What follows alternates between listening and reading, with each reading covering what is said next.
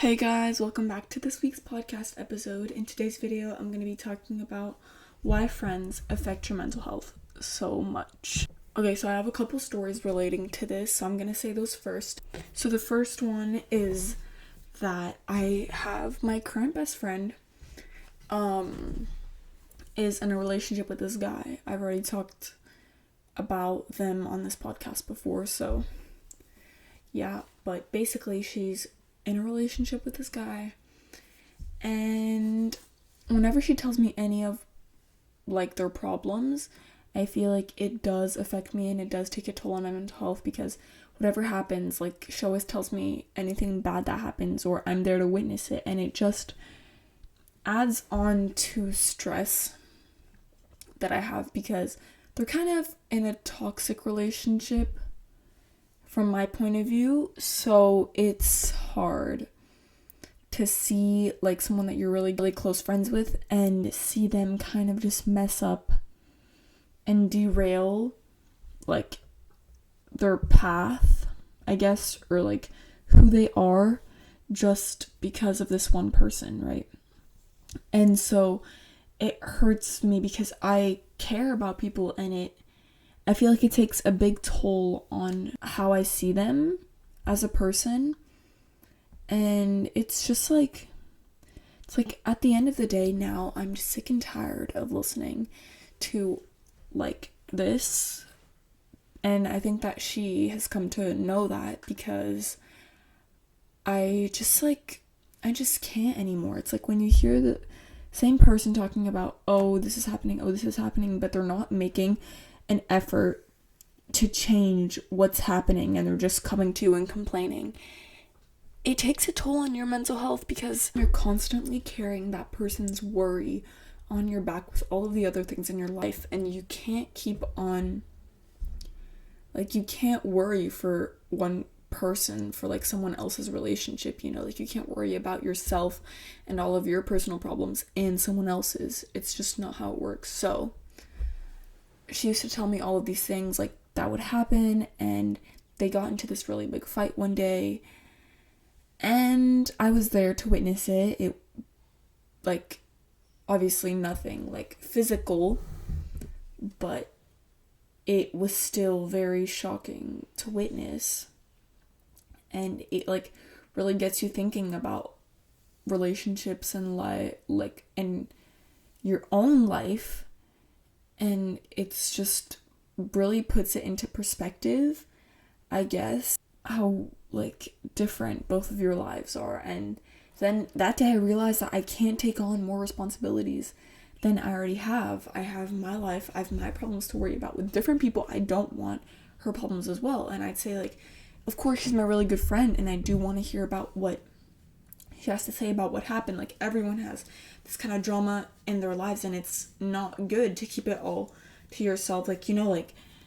It's okay, but I kept on getting pushed into their kind of drama and constantly kept on I guess interfering in it, but I didn't want to. It just sort of happened. Right, so then at some point I couldn't take it anymore, and I was just from this moment on, this happened at the start of summer. Now from this moment on, I think she understands now that I don't really want to hear what the relationship is because I think it's toxic, and if she wants that, good for her, but I'm not going to stand there and condone this behavior and let it affect me personally, because even if I don't let it affect me personally, it does, because I care for this person. That's the worst thing, is opening yourselves up to others. And that's why when you make yourself valuable to other people, becoming new friends with this person or something, in a relationship as well, it kind of makes you more at risk, I guess, of them playing in your face, or just affecting your mental health for the worst, honestly. And I know that they don't necessarily mean that with their actions, but that's what happens. And by no means am I saying that becoming friends is kind of a danger. I think it's the greatest thing that we humans have is human connection, because like that's really the one thing that everyone has in common, is that they can connect. And that's like the one thing, like that, I think that's why we're alive. It's to connect with one another. But it's just, it means also that you're putting yourself at risk in some way, because you're opening up your soul to people and you're letting people in. And that can be scary. It can be really, really scary. And it can hurt. But, you know, like, at some point, if you do keep on opening yourself up, like, people are kind of going to take advantage of it. Like, not to say that that's exactly what she did, but that's kind of what it feels like, because now, like, every time that there's any problem with him, she comes running to me and tells me all these problems, and I'm like, I can't do this anymore. I'm like sick and tired of it. So the last time she told me something about what happened between them, I don't know. I just like, I was like, yeah, I kind of expected this to happen. Because the thing is, with this specific friend, I've always felt started to be with the guy. I've always felt that that she always chooses him over me, like, no matter the situation. It's just like kind of frustrating, because I feel like I'm not number one in anyone's life, you know? It's like you feel second best at everything, and like it really sucks, because it's like she only comes to me talking about the relationship or like any bad thing that happens when it's with him, and she only tells me stuff when she's like in a fight with him and needs advice or something. It's not like on the regular. And I also feel like she's just always with him. Like, when she's hanging out with him the whole day, she never answers any of my texts or my calls or anything. When she's with me, she's constantly on her phone and texting him and calling him. It's like I'm trying to be the best that I can be. Like, I am present and I'm in the moment, and then she's over here just like talking to him all the time. And it's like, maybe I don't get it because I'm not in a relationship, maybe, but I don't know, maybe that's just how they are. That's just how they are. But like, I don't know. And it's just really frustrating for me, because I think that relationship and relationship and friends should be like in different sections, because it's like when you're spending time with your friend, you have to be present and be with them, and then when you're with your partner, you do that, you know? Okay, so that was the first thing that I wanted to talk about, the first friendship that I wanted to talk about. And then the second one, this one is an older one. I'm like not too friends with this girl anymore, but we still kind of keep in contact. Like, I know her, I talk to her sometimes. Like, she was in one of my classes last year, and she's in my class this year and stuff. So overall, she's very chill. I like her right now. But in the past, we kind of had some things that happened, so that took a big toll on my mental health and who I honestly wound up to be as a person. So she was my best friend. And, well, I don't know, just, there was always something with her. I feel like both of us, we obviously both had our flaws in the friendship. I'm not saying I'm perfect. We were, like, young. It's normal, you know, like, obviously. But I'm just saying that a lot of that took a toll on my mental health, because she just was very kind of hot and cold from one day to the next. She blamed me and my friend for things that we didn't do, and it's like all that typical kind of middle school drama, you know what I mean? So that was something else that kind of had a big effect on me, and we were a big friend group, and like me and my friend were kind of just in the middle all the time, and she would say, oh, you've taken the other person's side, yada yada, and it's just like classic that behavior. But that was earlier on, and as you guys know or don't know if you're new to this channel, but I had a point in my life where I was pretty depressed, and I lost some weight, and it just like, it was just very sad time. So yeah, but during that time, what had the most of an effect on me was my other very, very close best friend. She got admitted to a psych ward, and she had to leave the school. She left because the care was cheaper in another country, and it had a big effect on me because she started smoking and started doing all of these things that kind of made me like I don't know, just like it was a lot for me to handle, like when I was young, you know, and I had never had like this kind of thing happen to me, and of course happened to her, like because she was anorexic.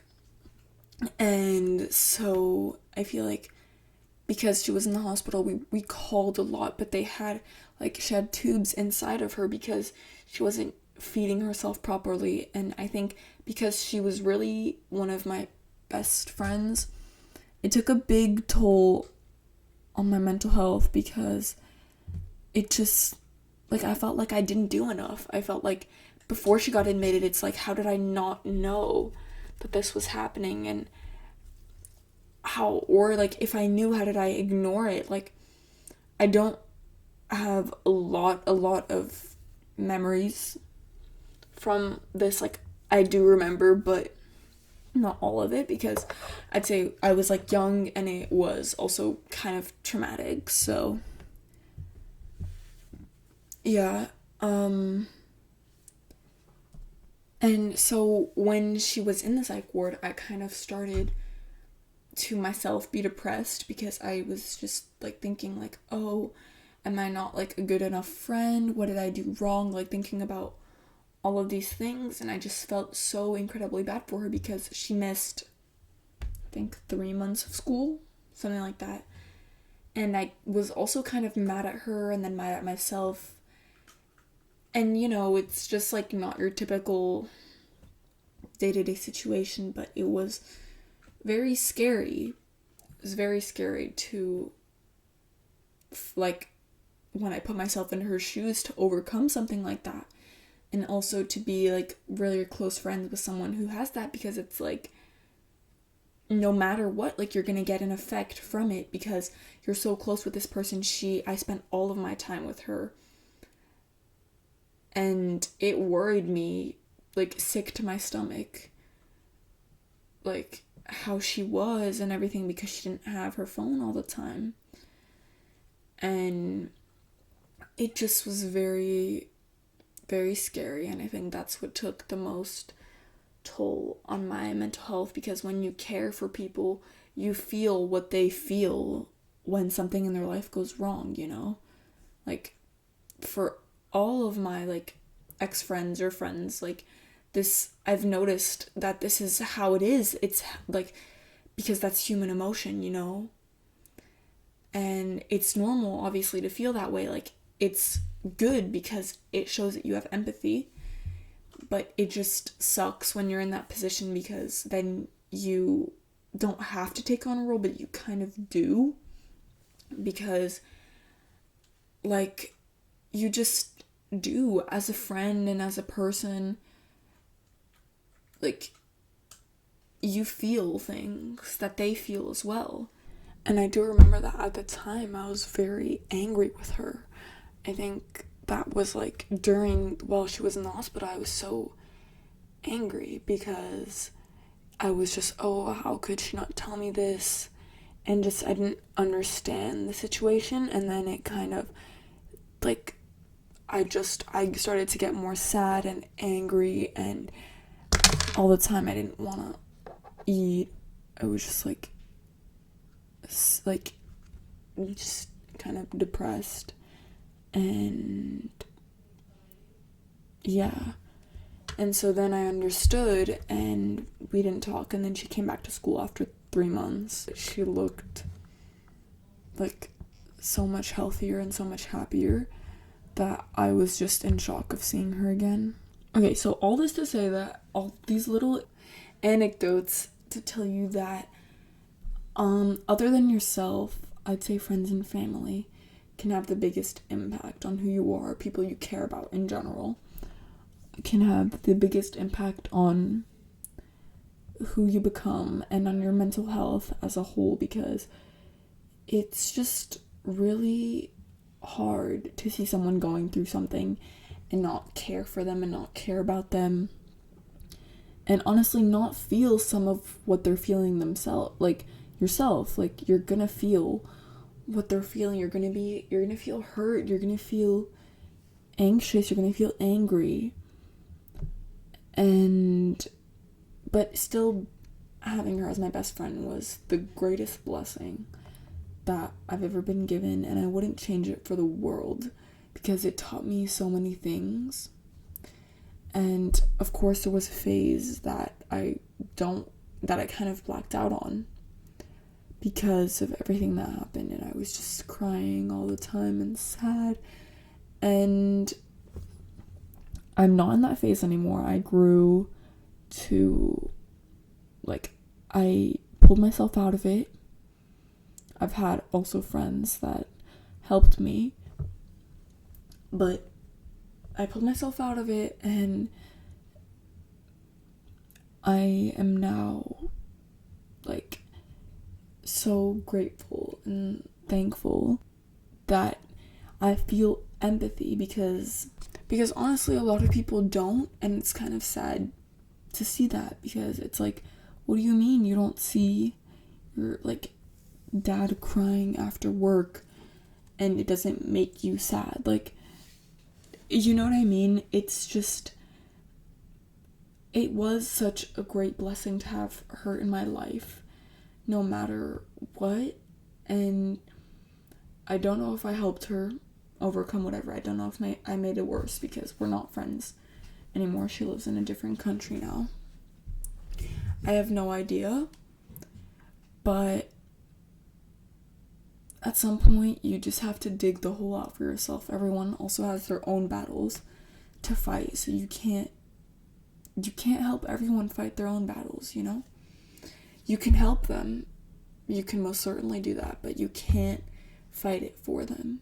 I had friends that helped me through this hard time that I had, but ultimately I did it myself, and I got back up, and I realized that life is so much bigger than what happened with my friends and what happened with me. My life is so much more than that, and I mean so much more than that.